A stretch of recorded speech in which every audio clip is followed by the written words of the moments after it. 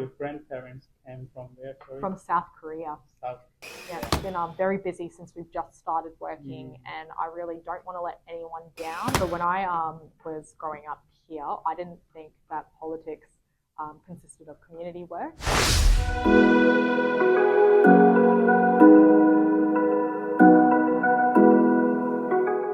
Assalamualaikum everyone, welcome to my channel. Today you all must be wondering that why I am only speaking in English. It's because today the guest I have with me, they only speak English, and they are a young lady who is a hardworking, a passionate, and could be a good example for the women out there who have big dreams in their lives, who want to achieve something. So let me introduce you all to our councillor, Emily.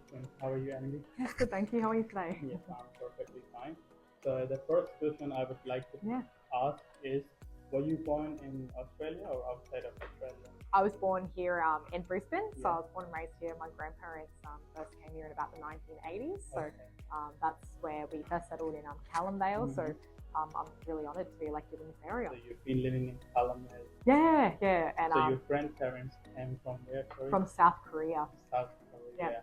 Hard for them to settle here in a new country, different environment, no friends, no nothing. Yeah, I think definitely, and what really did assist them coming over here for the same first time was community, and I think getting involved in the local community really helped them.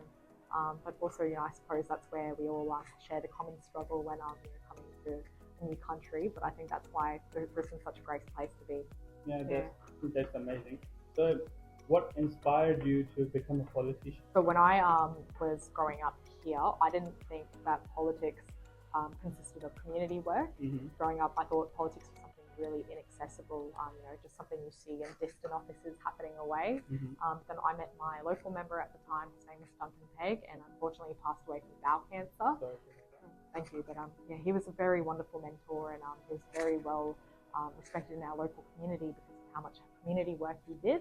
And he really inspired me to go to council and to help in the same way and to give back to our community where I was raised. That's really good. That's really good. Having a young and inspired politician, that means we are going to do something good in community. So, Emily, when you were a child, were you how was your childhood? What was your struggles to achieve something you always wanted to achieve? Was it easier, or you had to work harder for it? I think definitely. I'm really grateful for my experience here because my family were wonderful, and it was really hard when my grandpa passed away as well. I think that was really, really difficult for me. Thank you. During that time was when my mentor Duncan was very sick as well with bowel cancer. So I found that was honestly a very difficult stage. And during that time as well, they really encouraged me to get more and more involved in the local community as well. So I think it's a mixture of everything. I'm always very grateful for our life here in Brisbane. So I think compared to our family ultimately came here looking for a better life to begin with. So I always try and remind myself of that, especially if there are ever difficult times. I didn't come from a family with a background in Australian politics either. So it was to lose someone like a mentor like Duncan, I was very, very upset. But ultimately I'm trying to look at it in a positive light and in a positive perspective and know that he's always here with us. Yeah. That's really good. So you recently won the election. How does it feel when people support you, show their trust in you, and vote for you? Honestly, I'm so grateful. The election was over 8 months, and we were out door knocking every day as well, trying to get direct feedback from residents. So I'm just very, very grateful that we have the support of local residents, and I know that this is a huge responsibility that we have here. Definitely. Yeah, so we've been very busy since we've just started working, and I really don't want to let anyone down, and we'll be working very hard to make sure that everybody's listened to as well. We're taking on board their feedback, and also seeing where we can do a lot more, especially during our cost of living crisis. I think there's a lot where council rates should be contributing to our local area to improving things, especially in a climate like this. So I'll be making sure that happens. No, that's amazing. That's really good thought. So, Emily, as you know, when someone moves a country, shifts from one country to another country, everything is new for them. Like they have to find a house, they have to find jobs, and sometimes most of the people they really can't for years.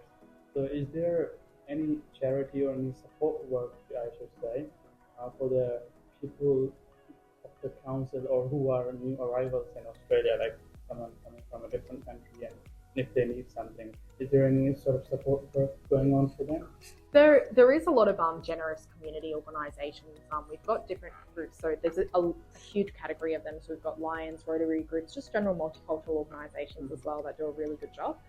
For example, my friend Kahani Ramadi, so she grew up as the former Stratton State College captain here. I know that she was helping newly arrived refugees from Afghanistan who fled there from Iran. So that was something that I thought was very, very nice what she was doing there. The other side is, I know it's more so visa assistance, but that side of things, we've got a really great federal member here as well. So we work very closely with all levels of government to make sure that people are feeling very accommodated too.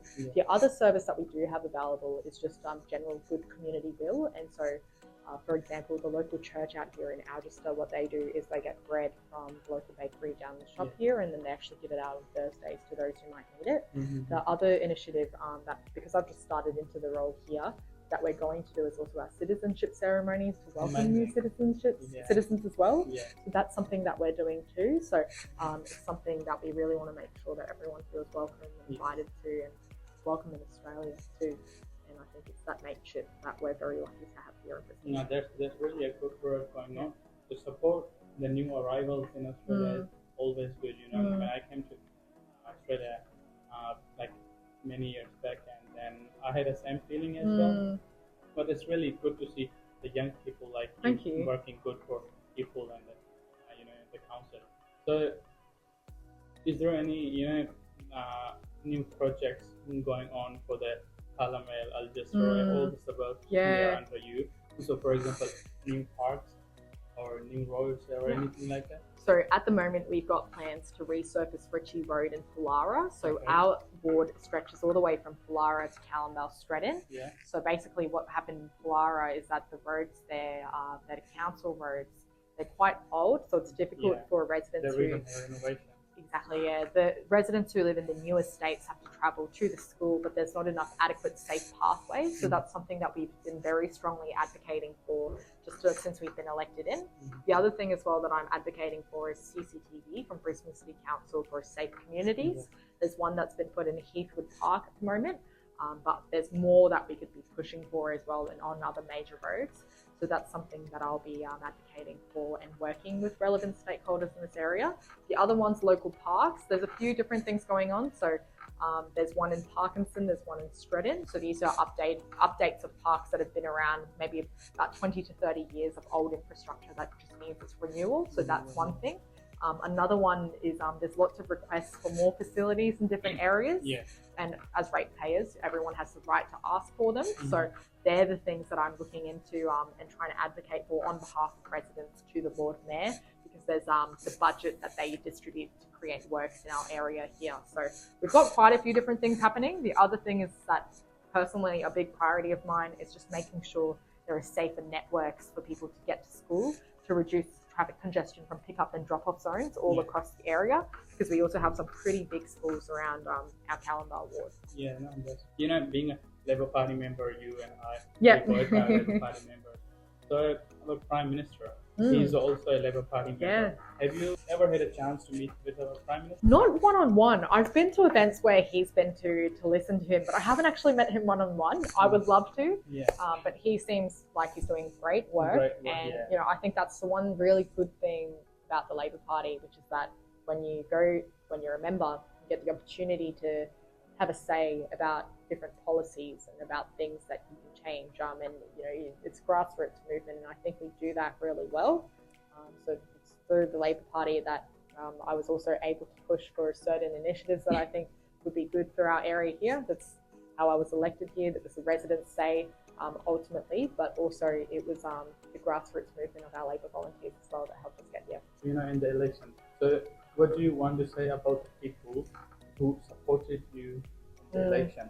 There were like multicultural people, like people from Pakistan, India, Sri Lanka, Bangladesh, all the people living in Algester, Calamel, Pollara, they all supported you. So any special thing you want to say about that? I just wanted to say thank you so much, and I know that we have such a big cultural diversity in all of Calamel ward, and I think the one thing that also bonds all of us together.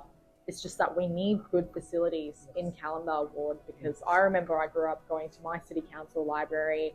I didn't really go camping on the weekend or anything, so these city council libraries were where, as a young Korean Australian, I really learnt a lot and really benefited from them. And I think we, especially with our communities, that's lots of multi-generational family households as well. So like you were mentioning prior, with cost of living, rent's expensive, mortgage is expensive, just making sure that this suburb is a livable suburb. And there's a lot of families like that who live 10 minutes away from other families, and so I understand that we want to make sure Callumdale is a great place to raise our kids.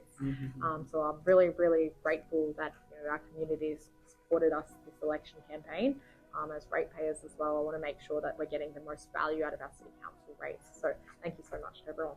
That's really good. Like, it's always good to be around the people who supported you, who showed the love, And are you satisfied with your career or all the achievements you have achieved, or is there anything else you still want to achieve? Yeah. Honestly, I've only really just started here now. I think there's so much that we have to do over the next few years to come.